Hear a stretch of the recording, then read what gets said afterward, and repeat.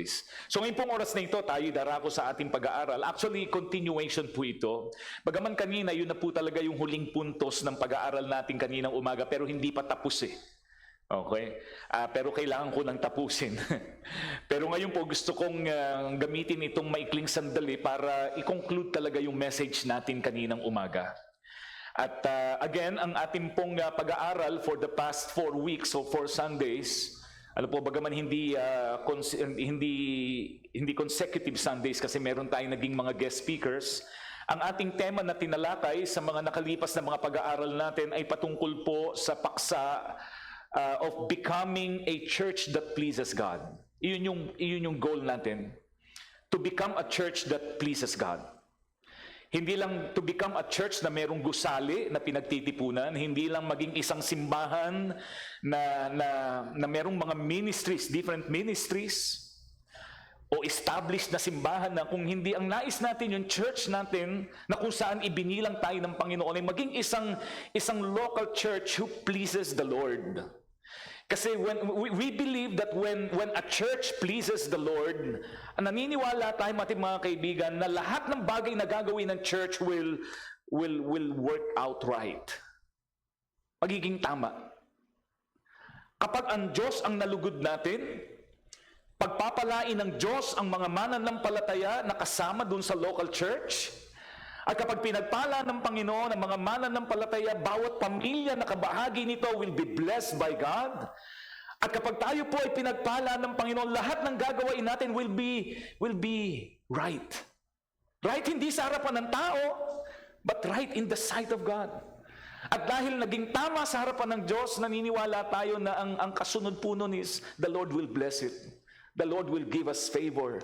Magiging mabuti, magiging maayos ang church natin, mga kaibigan, ay magiging isang iglesia o magiging isang local church na talagang makikita ang kapangyarihan ng Diyos, ang presensya ng Diyos. At magiging pagpapala at magiging liwanag po tayo ng Panginoon dito po sa lugar ng kalumpit. At yan po'y mag-i-extend sa mga lugar na kung saan tayo nakatira.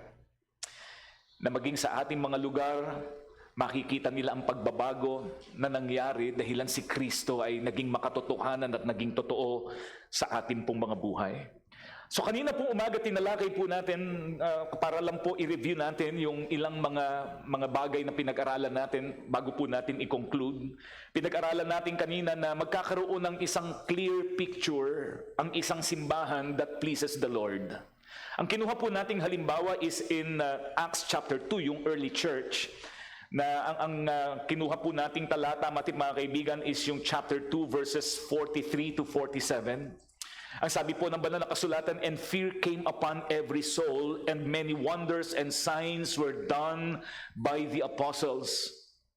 And all that believed were together and had all things in common, and sold their possessions and goods, and parted them to all men, as every man had need. And they, continuing daily with one accord in the temple, breaking bread from house to house, did eat their meat with gladness and singleness of heart, praising God," sabi ng talata, sa huling talata in verse number 47, "praising God and having favor with all the people." Having favor with all the people.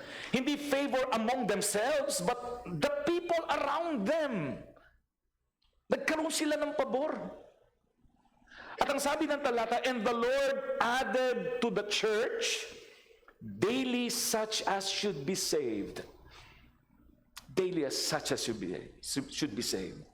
Ito po yung prayer natin. Ang layunin natin ay hindi i-duplicate. Kasi isa lang ang early church. Hindi na natin kayang mangyari pa yung Acts chapter 2. Ang magagawa lang natin is to learn from their example. Makakuha tayo at matuto tayo sa mga prinsipyo na nakita natin at aral na nakita natin, mga kaibigan, sa early church kung saan ang Panginoon nagpakita ng makapangyarihang pagkilos niya. Na kahit nagsisimula, kahit nagsimula ang gawain ng Diyos sa kakaunting mga tao, hindi masyadong matatalino at mahuhusay ng mga tao. Most of them were ordinary people. Ang sabi nga ng banal na kasulatan, they were just ordinary fishermen, yung marami po sa kanila. Pero ang sabi natin mga kaibigan ng mga tao, these people were unlearned people, but these people turned the world upside down. At ito po ay hindi dahil sa husay nila, hindi dahil sa tapang nila, kundi dahil sa Espiritu ng Panginoon na sumaka nila. Because they pleased the Lord. They pleased the Lord. They glorified God. At hindi na po nila alam kung paano nangyari, paano silang dinala ng Panginoon doon sa kanilang kinahinatnan. At ito po yung prayer natin.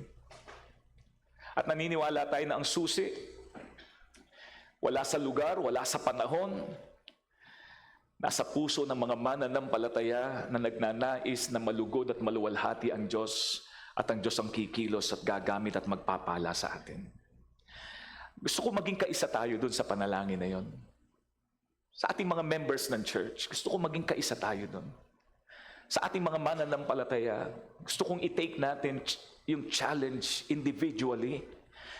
Hindi lang ng mga leaders ng church, hindi lang sa akin bilang ako ang pastor po ninyo, kundi tayo mga miyembro ng ating iglesia, tayo mga individual na mananampalataya, anuman ang ating katatayuan, anuman ang ibinigay na kakayanan at kaloob sa atin ng Panginoon, magkaisa tayo sa pananalangin na Panginoon, gusto po namin na kami bilang isang local church would be able to please you.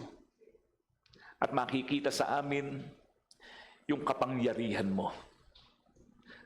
Na kung may makikita sa aming mabuti at maganda, ang maitataas hindi ang pangalan natin bilang Baptist, kundi ang makikita at maitataas walang iba kundi ang pangalan ng ating pong Panginoong Diyos. So pinakita po natin at pinakita po sa atin ng talata ng chapter 2 ng Book of Acts, yung clear picture o yung results na nangyayari sa isang church that pleases God, that is working right. Ano-ano po yung picture na ito? Clear picture. Kanina umaga tinalakay natin, kung naalala po natin, nakalimutan na ba ninyo? Number 1, pinag-aralan natin kanina yung supernatural evidence. The supernatural. Hindi po pwedeng hindi mapapansin. Hindi po pwedeng walang ebidensya. At ang ebidensya makikita ng mga tao, alam po niyo wala silang sasabihan at wala silang iisipin kundi gawa talaga ng Diyos to. Hindi po pwedeng gawa ng tao lang ito. Kundi gawa lang ng Diyos ito.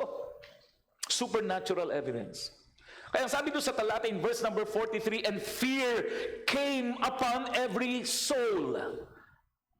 Bawat mga nakakita, bawat nakakaalam ng nangyayari doon sa mga mananampalatayang nagtipon, doon sa lupo ng mga taong tinipon ng ating Panginoong Jesucristo at ibinigay yung Great Commission. Yung mga nakakilala sa kanila, mga kaibigan, ay nagkaroon ng tinatawag po nating pagkilala. They were in awe. They were in awe sa kapangyarihan na pinamalas at ipinakita ng Diyos sa bawat individual na mananampalataya sa early church. When the church is working right, because we are pleasing the Lord, supernatural evidences will be displayed. Pati sa personal na buhay ninyo. Ang challenge is hindi lang para sa atin as a local church, but individual believers. Desire to please the Lord. Because when we are pleasing the Lord, ang mangyayari sa buhay natin, lagi magiging maayos. Lagi magiging maayos. Hindi po pwede na hindi magpapahayag ang Diyos ng kanyang kapangyarihan sa buhay mo. Amen? Supernatural evidence. That's point number 1. Pangalawa, may mga sub-points pa po tayo, pero hindi ko na babanggitin yung pangalawa, second point natin kaninang umaga, na mapapansin natin na maliwanag na picture kapag ang isang local church is working right because they are pleasing the Lord. Ang second na makikita natin na ito, shared enrichment. Shared enrichment. Lahat. Diba? Nakikita natin na lahat pinagpapala.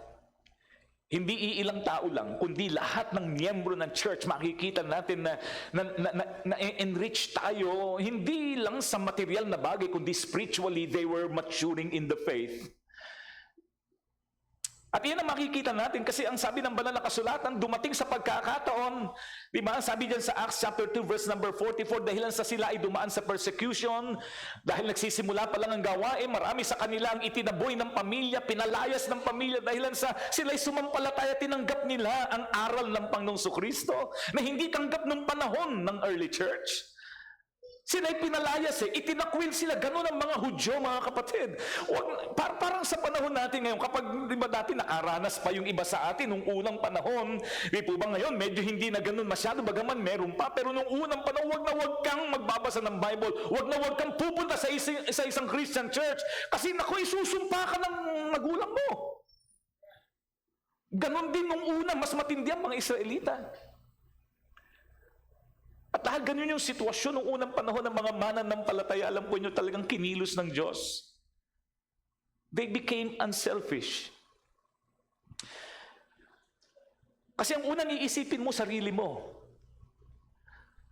Pero dahil sila'y puspos ng banal na Espiritu, at ang ginagawa nila ay mga bagay that is pleasing the Lord, kaya nagmanifest sa kanilang attitude at sa kanilang character, and what they did was, ang sabi in verse number 44, and all that believed were together. Were together. At anong sabi? And had all things in common. Kanina umaga, pinaliwanag na natin yan na hindi po ibig sabihin na kapag naging Kristiyano kayo, yung pag-aari ninyo, yung bahay mo, yung lupa mo, ibenta mo, bigay mo sa church.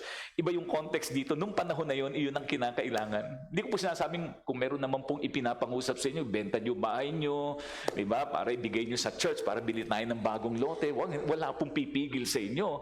Diba? Okay lang po yun. Amen? Pero hindi ko po sinasabi, mga kaibigan, at hindi natin gagamitin ang talatang ito para pilitin ang sino man na gawin yung kasi nung panahon na yon, iyon ang kinakailangan at iyon ang nararapat gawain. At iyon yung kalooban ng Diyos. Shared enrichment. Yung nangangailangan, na i-provide ang pangailangan dahil natutunan ng mga mananampalataya na mag-share ng kanilang pagpapala. Amen? Shared enrichment. Makikita natin na hindi lang isa lumago sa pananampalataya, kundi lahat ng mga mananampalataya were together. They were maturing in the faith together. Nalulugod nila ang Diyos. Kaya nga ang sabi ng banal na kasulatan, isipin po ninyo mga kapatid, araw-araw, sabi in verse number 46, and they continuing daily with one accord. Grabe, no? Araw-araw. Araw-araw nasa templo, araw-araw nagtitipon-tipon. Again, hindi ko po sinasabi, araw-araw nasa church kayo, magtrabaho kayo. Again, iba po yung context nun. Pero hindi ko rin po sinasabi na kung gusto nyo, araw-araw nasa church kayo, huwag kayong pupunta. Punta rin kayo kung gusto ninyo, pwede kayo. Kaya nga, binubuksan natin ang pintuan ng ating simbahan. Magpakilala lang kayo sa mga aso natin. Kasi tataho lang kayo. Diba?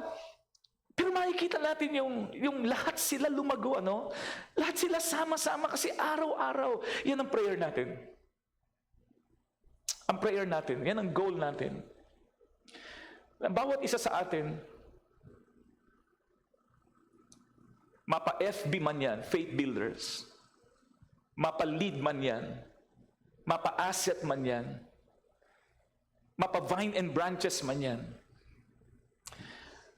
mapa-lem man yan, mapa-M&Ms man yan, mapa-wow man yan, lahat tayo, we grow together, we mature together in the faith. Kasi yun ang kalooban ng Diyos.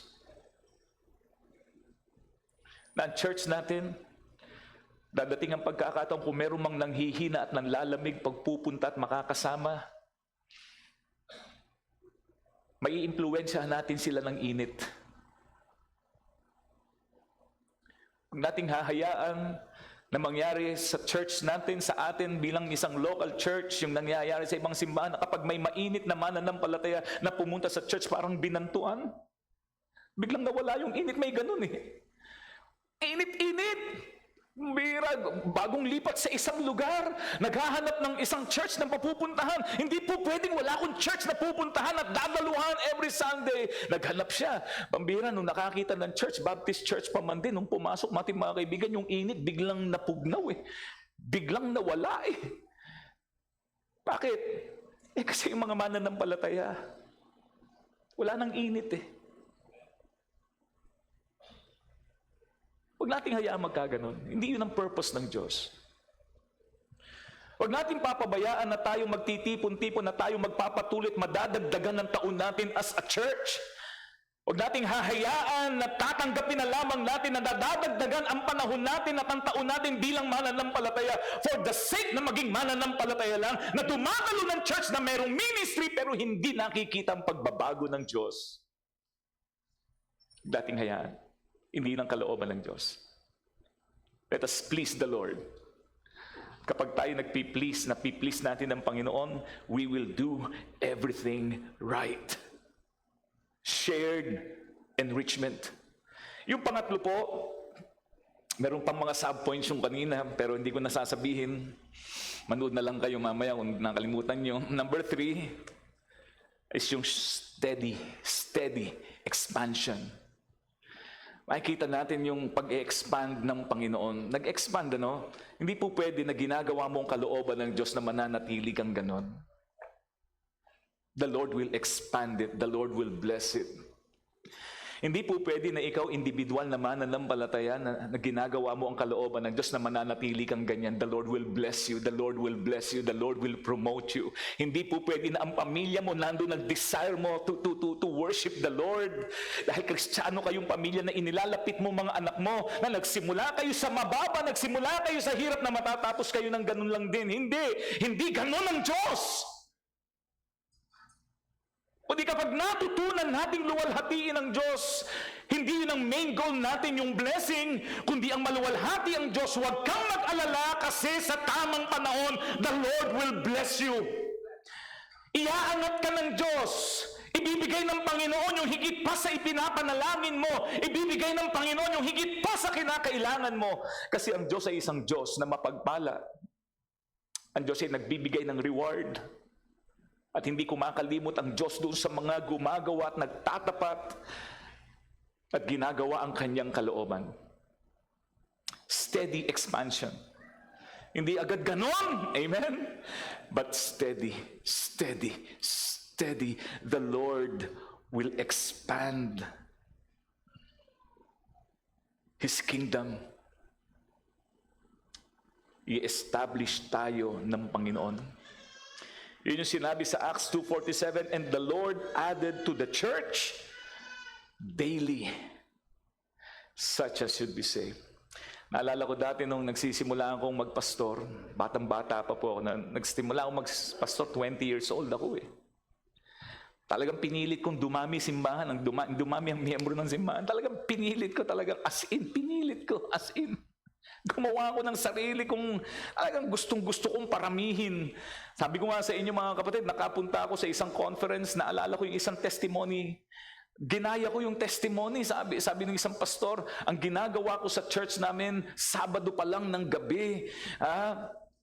Yung bawat upuan na yan, nilelehan ko yan. Nilelehan ko. Nakaluhod ako, nilelehan ko, Lord, bukas po, punuin mo po, maglagay ka po ng taong uupo dito. I was so convicted. Sabi ko, pambira, pag uwi ko, gagawin ko. Ginawa ko. Pero pa ako narinig, paano dadami paano ka magkakaroon ng bisita kung hindi ka mag-i-invite? Pambira, nag-invite ako. Inikutan ko pa ng Sabado, kasama pa yung laying of hands ng upuan. Very positive ang iniisip ko, mga kaibigan. Bukas, mapupuno ang simbahan namin. Dumating ang umaga, excited kang gigising, manunundo ka, dala mo yung si backlog, naalala pa niyo yung backlog, yung kulay dilaw na tamaraw natin. Backlog ang tawag natin doon kasi galing sa PLDT yun eh. Diba? Kaya may pagkakataon po, pumasok ako sa meron akong dinaanan sa isang subdivision, pinara ako, sabi ko, ba't kaya? Pagka para sa akin, huminto ako, sabi ko, Sir, kayo ho ba yung tinawagan namin yung mag-aayos ng... Kasi PLDT nakalagay eh. Hindi, ganun ang service natin dati eh. Alala ko dati eh.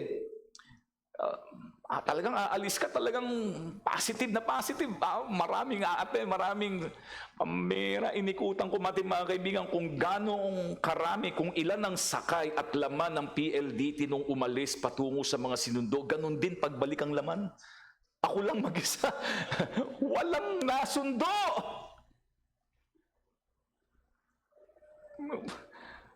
Pagdating ko, akala ko marami ng mga tao dahil pinag-pray ko isa-isa eh. Ang bira, daming bakante, walang umupo. Ngayon, Pastor, ano ibig mo sabihin? Mali na ipinagpe-pray? Hindi po. Hindi.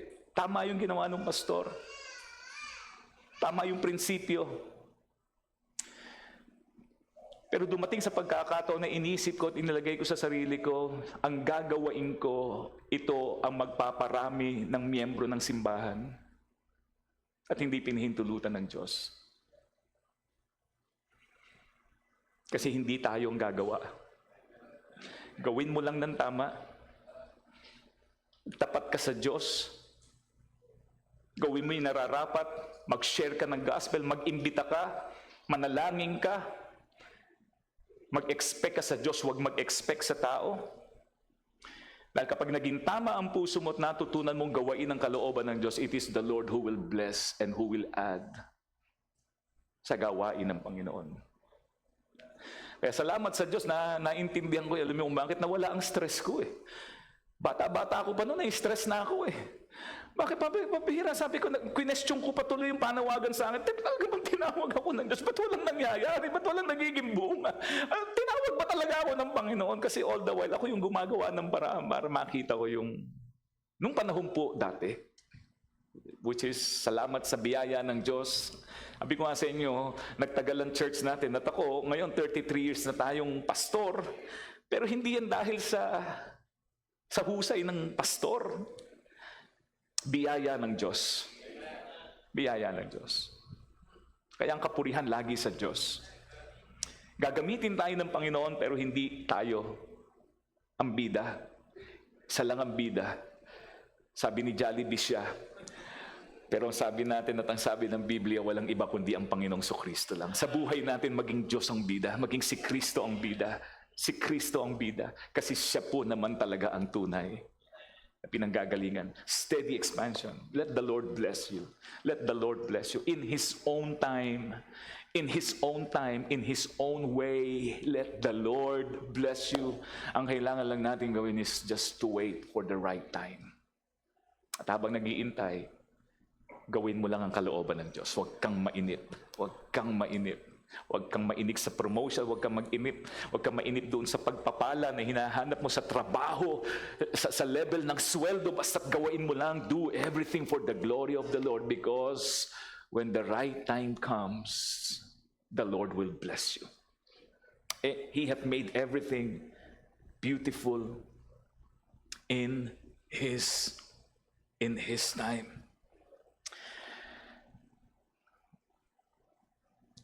Doon po natin tinapos. Maikli na lang po ito. Kaya ko lang inulit. Kasi sobrang ikli nung natira. Pero ito po yung gusto kong take away lesson natin. Sa mga tinalakay natin at nireview natin sa mensahe natin kaninang umaga. Tandaan natin to, if we focus on pleasing God, when we learn to focus on pleasing God, ito po ang bagay na mangyayari. We won't have to beg for growth. Hindi mo pagpipilitan, hindi ka magmamalimos, hindi mo pipilitin na magkaroon ng pagpapala at pagbabago because the Lord will give it. Hindi tayo. Just please the Lord. Walhatiin mo, Diyos. Gawain mo yung kalooban ng Diyos. Sa trabaho mo, sa hanapbuhay mo, sa atin bilang church, gawin lang natin ang kalooban ng Diyos sa paraan ng Panginoon. ang Diyos ang magpapala sa atin. Magugulat tayo mga kaibigan, isang araw, dadating. Isang araw, mga kaibigan, na susunod na pag-uusap na natin katulad ng naibanggit ko sa inyo, bibili na natin ang kabilang lote. O bago pa tayo bumili ng kabilang lote, kung hindi pa bibenta o ibibigay ng tesin sa atin, baka isang araw, itong side na to, i-extend na natin. Ito, bubutasin na natin, i-extend na natin, kaya yung parking lot natin, mga kaibigan, covered parking lot. Covered in the sense na lahat ng dadaan na sasakyan dati kasi araw diba? Ngayon dahil may extension na hanggang dun sa kabilang gilid, hindi natin alam.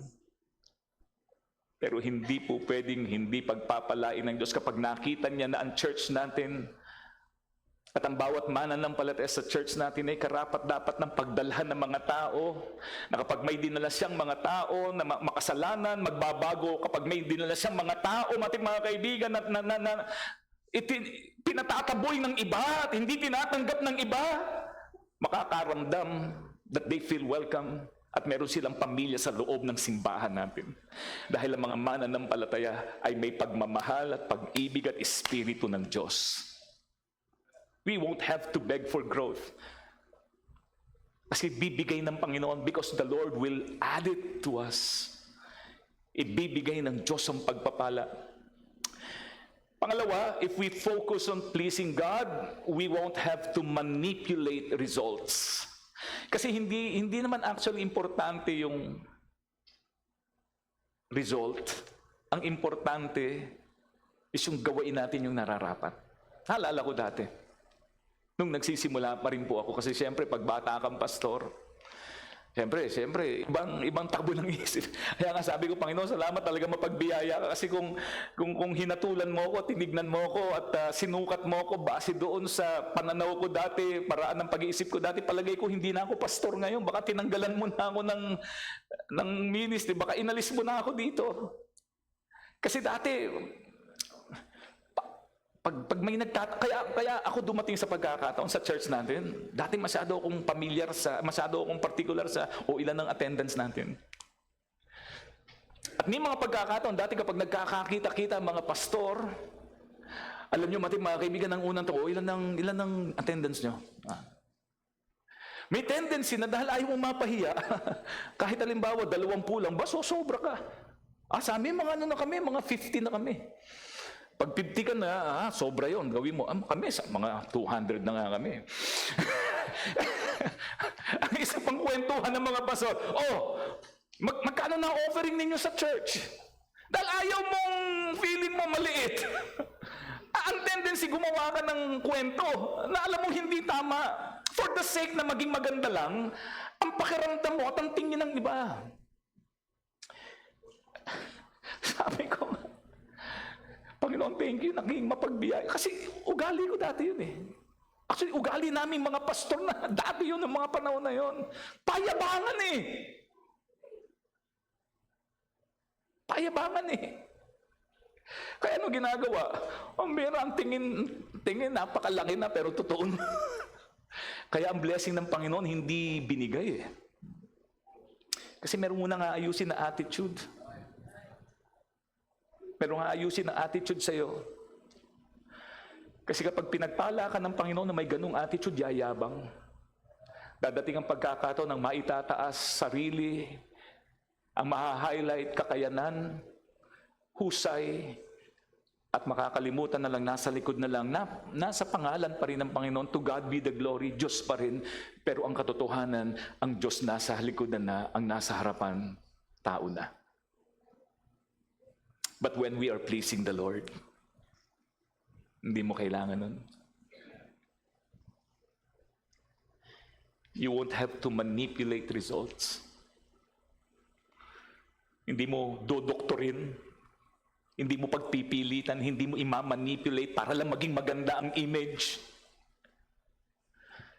Dahil ang Panginoon ang siya magbibigay at magpapakita ng bunga. Ganun ang ginawa ng Panginoon sa church, early church. Ang Diyos ang gumawa.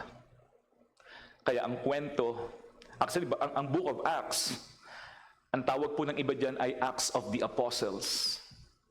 Pero kapag magiging, tawag dito, magiging, nakalimutan ko yung tamang term, ang tamang tawag ay acts of the Holy Spirit through the apostles. Kasi nangyari lahat ng ito when the Holy Spirit ay binigay sa kanila. At kumilos ang banal na Espiritu sa buhay nila. At nagawa nila yung mga bagay sa pamamagitan ng kapangyarihan ng ating Panginoon. If we focus on pleasing God, God will bring the increase in His time and in His way. Tamang panahon. Tamang panahon. The Lord will bless you in His time. In His time. Dumating tayo sa ganitong sitwasyon in His time. Hindi instant. Pagpapalain tayo ng Diyos, mangyayari yung mga prayers natin, ibe-bless tayo materially, iaangat tayo kung ano man yung sitwasyon natin sa buhay, ibibigay natin mga kaibigan yung klase ng trabaho, yung level ng buhay na pinagpe-pray natin, yung kinabukasan natin sa panahon ng Diyos. Habang nag-aantay ka, habang nagpe-pray ka, gawain mo lang yung kalooban ng Diyos. Huwag mong pabigatin ang kalooban, huwag mong pilitin. Kasi mentras pinipilit, mas lalong humihirap, mas nagiging mahigpit. Hayaan mo lang mag-flow. Ang concentration mo is to please the Lord. Glorify God, glorify God, glorify God. At huwag ka mag-alala kasi the Lord will give the increase. Be-bless tayo ng Panginoon. Anong conclusion na makikita natin? The early church did not chase results. They did not chase results. They pursued God. Ang hinabol nila, hindi resulta. Ang hinabol nila, Diyos. They pursued after God. Lord, ano yung kalooban mo? Ano yung kalooban mo? Lord, ano yung gusto mong pagawa sa amin? Ano yung gusto mong pagawa sa akin? At dahil pinurso nila ang kalooban ng Diyos, the Lord blessed them. Because they pleased Him, the results followed. Huwag mong hanapin yung resulta, purso mo ang kalooban ng Diyos, yung resulta susunod. Susunod. Ano yung mga naging results? Yung pinag-usapan natin? Supernatural evidence. Result. Because we pursued God. Supernatural evidence. God's power will be evident in your life. God's power will be evident in our church. Anong result? When we pursue God, shared enrichment. God's people will be united and thriving together dahil sinusunod natin o sa pagpupulso natin ang kanyang kalooban. Dahil please natin ang Panginoon, ano result? Kakaroon ng steady expansion. The church will grow. The Lord will add to the church daily, weekly, monthly, pero ang importante, ang Diyos ang siyang magpapalago. Ang challenge sa atin ngayong gabing ito, uuwi tayo, narinig natin ang mensahe kaninang umaga at ngayong hapong ito. Let's bring it home personally. Huwag niyong iwanan sa church. Pag umuwi tayo mamaya, contemplate sa mga narinig natin at pangungusap sa atin. At tanggapin nating personal. At pagkatapos nating tanggaping personal, pagmuni-munihan natin as part of the local church, collectively, not only personally. Tanungin natin ang ating mga sarili. Ano ba talaga gusto ko sa buhay ko? Ano ba gusto ko sa pamilya ko? Do I want results? Or do I want God's pleasure? Resulta ba ang hanap ko? O yung malugod ko ang Diyos sa ginagawa ko? Nakafocus ba ako sa mga methods na dapat kong gawain? O nakafocus ako on honoring Him? Saan ang focus natin? Anong mas binibigyan natin ng pagpapahalaga? Kasi kapag natutunan natin individually as believers to please the Lord, pag natutunan natin as a church to please the Lord, we will never lack what truly matters. Wala. Aayusin ng Panginoon lahat. Kasi makikita ang pagkilos ng Diyos. God's power will be seen. His people will be strengthened. And His kingdom will grow sa buhay natin. A church that pleases the Lord is a church that will be working right. Please the Lord and everything will work out right. Tayo po tayong lahat. Let us pray.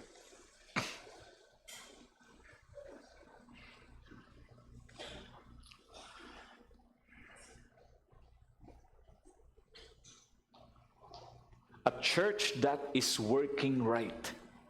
Yan ang panalangin natin.